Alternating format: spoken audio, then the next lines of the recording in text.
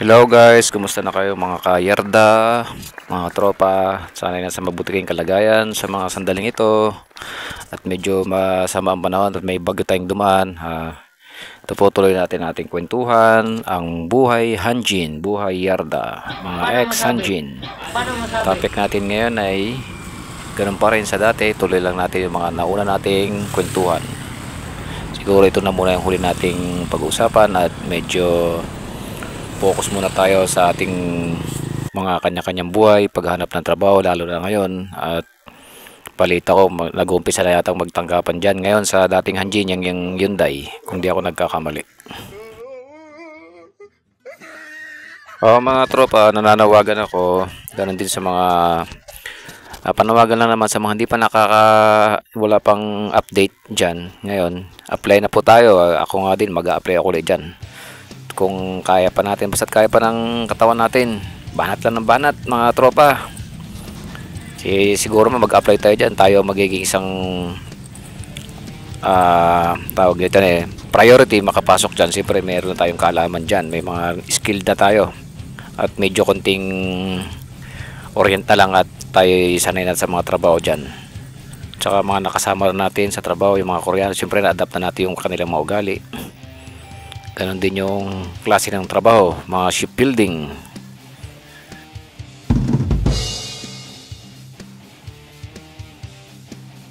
At kung halimbawa naman papala rin tayo makabalik ulit dyan sa Yarda, masabi ko lang, medyo ito lang paalala lang, kailangan natin ng ipon, ingat sa sariling kalusugan, at dagdagan natin ng panalangin, iwas bisyo at yung mga masasamang impluensya ng barkada, medyo iwas-iwasan natin.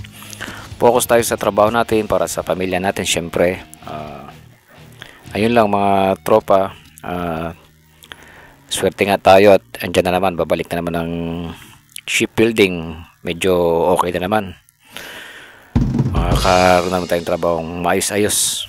Siyempre sa labas matagal tayo na walang trabaho, nag-construction tayo, kung ano pinasok natin, may iba nag-security guard, iba nag-tricycle driver, kasi skilled na natin dyan, shipbuilding, kaya maganda kung makabalik ulit tayo dyan, diba mga tropa?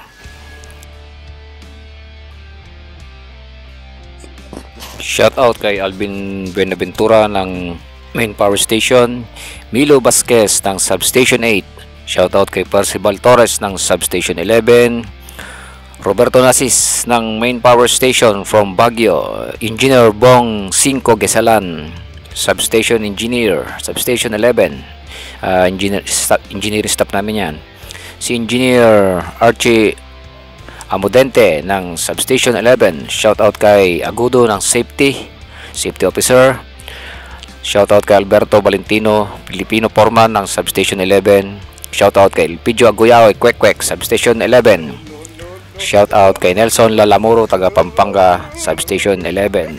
Ayan, si Lalamuro nakikita ko yan, nagdadrive na lang yata ng van o ano yata, mga cargo wing van na truck. Ayan, magandang magandang trabaho riyan. Okay guys, hanggang dito lang muna siguro tayo. Focus muna tayo sa ating mga trabaho, kung ano man ang trabaho natin ngayon sa mga sandaling ito. Bye bye mga tropa, ingat tayo palagi. God bless mga tropa, maraming pong salamat sa inyo. Ingat palagi. Bye bye, mabuhay ang mga dating taga-Yarda. Tropa, ingat palagi, mabuhay Hanjin Boys.